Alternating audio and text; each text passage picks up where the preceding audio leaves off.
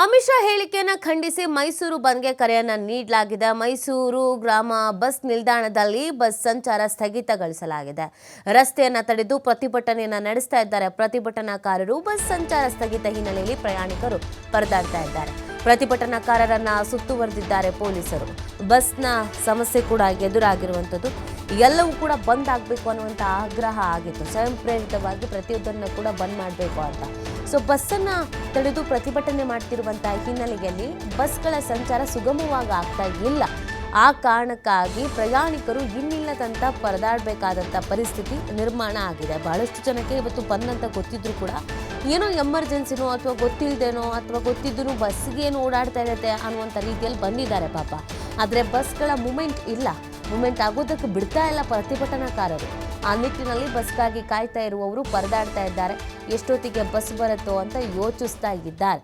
ಅಮಿತ್ ಶಾ ಹೇಳಿಕೆಯನ್ನು ಖಂಡಿಸಿ ಮೈಸೂರು ಬಂದ್ಗೆ ಕರೆಯನ್ನು ನೀಡಿರುವಂಥ ಹಿನ್ನೆಲೆಯಲ್ಲಿ ಬಸ್ ಸಂಚಾರ ಇಲ್ಲದೆ ಇರೋದ್ರಿಂದ ಗೊತ್ತಿಲ್ಲದೇನೋ ಗೊತ್ತಿದ್ದೋ ಬಂದಿಂಥ ಪ್ರಯಾಣಿಕರು ಇದೀಗ ಅಲ್ಲೇ ನಿಂತು ಕಾಯಬೇಕಾದಂಥ ಪರಿಸ್ಥಿತಿ. ಎಷ್ಟೊತ್ತಿಗೆ ಬಸ್ ಬರುತ್ತೆ, ಬಸ್ ಬರಲಿಲ್ಲ ಅಂದರೆ ಕತೆಗೇನು ಏನು ಎತ್ತ ಎಲ್ಲ ಯೋಚನೆ ಮಾಡ್ಕೊಂಡು ನಿಂತಿದ್ದಾರೆ. ಸೊ ಯಾವುದೇ ಬಸ್ಗಳ ಓಡಾಟಕ್ಕೆ ಅವಕಾಶ ಮಾಡಿಕೊಡ್ತಾ ಇಲ್ಲ. ಹಾಗಾಗಿ ಕಷ್ಟವೂ ಆಗ್ತಾ ಇದೆ. ಇನ್ನೊಂದು ಕಡೆಯಲ್ಲಿ ಪ್ರತಿಭಟನಾಕಾರರನ್ನು ತಡೆಯುವಂಥ ಪ್ರಯತ್ನವನ್ನು ಪೊಲೀಸರು ಮಾಡ್ತಾ ಇದ್ದಾರೆ. ಸದ್ಯ ಮೈಸೂರಿನ ವಿಜುವಲ್ಸನ್ನು ನೀವು ನೋಡ್ತಾ ಇದ್ದೀರಾ. ಈ ಬಸ್ ನಿಲ್ದಾಣದಲ್ಲಿ ಜನರಿದ್ದಾರೆ, ಆದರೆ ಬಸ್ ಇಲ್ಲ.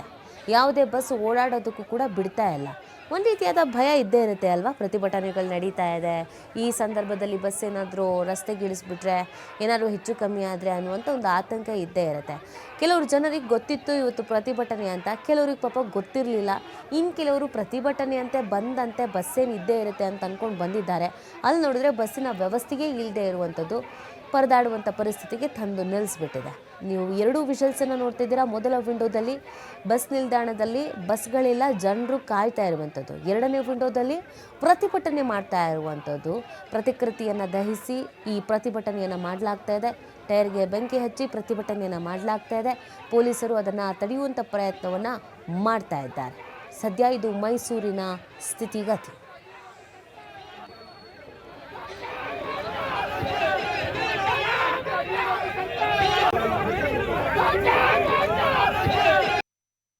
ಕೇಂದ್ರ ಸಚಿವ ಅಮಿತ್ ಶಾ ವಿರುದ್ಧ ಮೈಸೂರಿನಲ್ಲಿ ಪ್ರತಿಭಟನೆ ಜೋರಾಗಿರ್ತಕ್ಕಂಥದ್ದು. ಪ್ರಮುಖವಾಗಿ ಅಮಿತ್ ಶಾ ಡಾಕ್ಟರ್ BR ಅಂಬೇಡ್ಕರ್ ಅವರಿಗೆ ಅಪಮಾನಗೊಳಿಸುವಂತ ಒಂದು ಕೆಲಸವನ್ನು ಮಾಡಿದ್ದಾರೆ.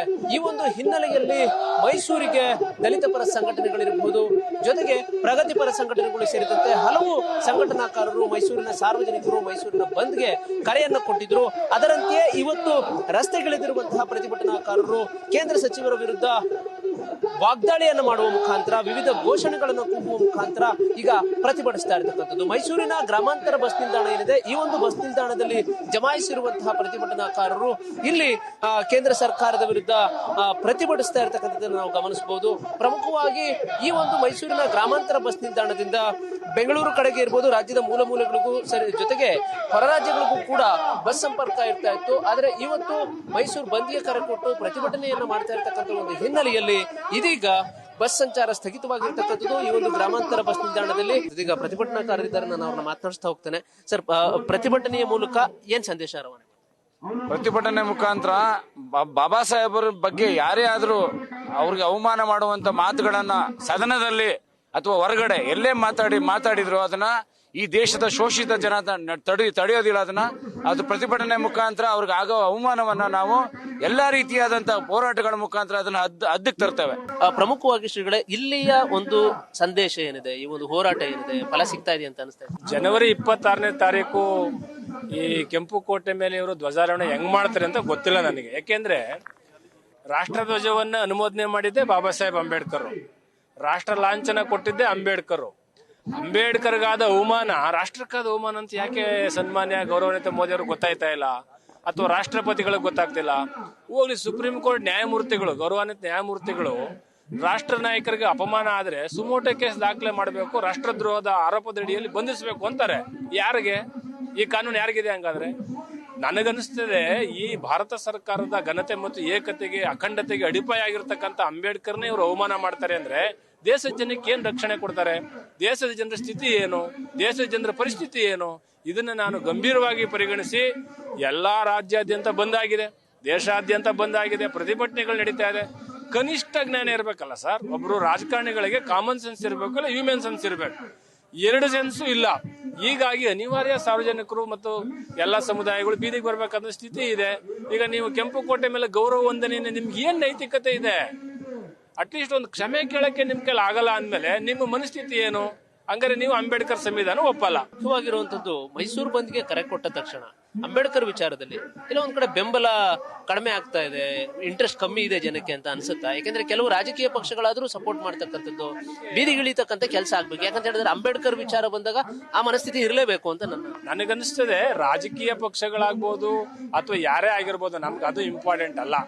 ನಮಗೆ ಬಹಳ ಮುಖ್ಯವಾಗಿ ಬೇಕಾಗಿರ್ತಕ್ಕಂಥದ್ದು ಈ ನೆಲದ ಸಂವಿಧಾನವನ್ನು ಕೊಟ್ಟಂತ ಅಂಬೇಡ್ಕರ್ ಘನತೆಯನ್ನು ಎತ್ತಿಡಬೇಕಾದದ್ದು ಎಲ್ಲರ ಕರ್ತವ್ಯ. ಪಕ್ಷಗಳನ್ನ ನಾವು ಎಲ್ಲೂ ತಗೊಳ್ಳಲ್ಲ. ಪಕ್ಷಾತೀತವಾಗಿ ನಾವಿದ್ದೀವಿ. ನಾವ್ ಯಾವುದೇ ಪಕ್ಷ ವಕ್ತಾರಲ್ಲ. ಹಾಗಾಗಿ ಕಾಂಗ್ರೆಸ್ ಪಕ್ಷ ಆಗ್ಲಿ, ಬಿಜೆಪಿ ಆಗ್ಲಿ, JDS ಆಗ್ಲಿ, ಅವ್ರು ಯಾರೇ ಅವಮಾನ ಮಾಡ್ಲಿ ಅವರು ರಾಷ್ಟ್ರದ್ರೋಹಿಗಳು ಅಂತ ನಾವು ಡಿಕ್ಲೇರ್ ಮಾಡ್ತೇವೆ. ಪ್ರತಿಭಟನೆಯಲ್ಲಿ ಭಾಗಿಯಾಗಿರುವಂತಹ ಉರ್ಲಿಗಿ ಪೆದ್ದ ಮಠದ ಶ್ರೀಗಳ ಒಂದು ಮಾತುಗಳಾಗಿರ್ತಕ್ಕಂಥದ್ದು. ಪ್ರಮುಖವಾಗಿ ಈ ಒಂದು ಹೋರಾಟಗಳು ದೇಶಾದ್ಯಂತ ನಡೀತಾ ಇರತಕ್ಕಂಥದ್ದು. ಈ ಒಂದು ಹೋರಾಟಕ್ಕೆ ಅವರು ಏನು ಕ್ಷಮೆ ಯಾಚಿಸ್ತಕ್ಕಂಥದ್ದು ಇರಬಹುದು. ಈ ತರದ ಒಂದು ವಾತಾವರಣ ನಿರ್ಮಾಣವಾಗಲಿಲ್ಲ ಅಂತ ಹೇಳಿದ್ರೆ ಉಗ್ರವಾದಂತಹ ಪ್ರತಿಭಟನೆಗಳನ್ನು ಕೂಡ ಮಾಡಬೇಕಾಗುತ್ತೆ ಅನ್ನೋ ಒಂದು ಎಚ್ಚರಿಕೆಯನ್ನು ಈ ಮೂಲಕ ಕೊಡ್ಲಾಗ್ತಾ ಇರ್ತಕ್ಕಂಥದ್ದು. ಕ್ಯಾಮರಾ ಪರ್ಸನ್ ಜೀವನ್ ಜೊತೆ ಪುನೀತ್, TV5 ಮೈಸೂರು.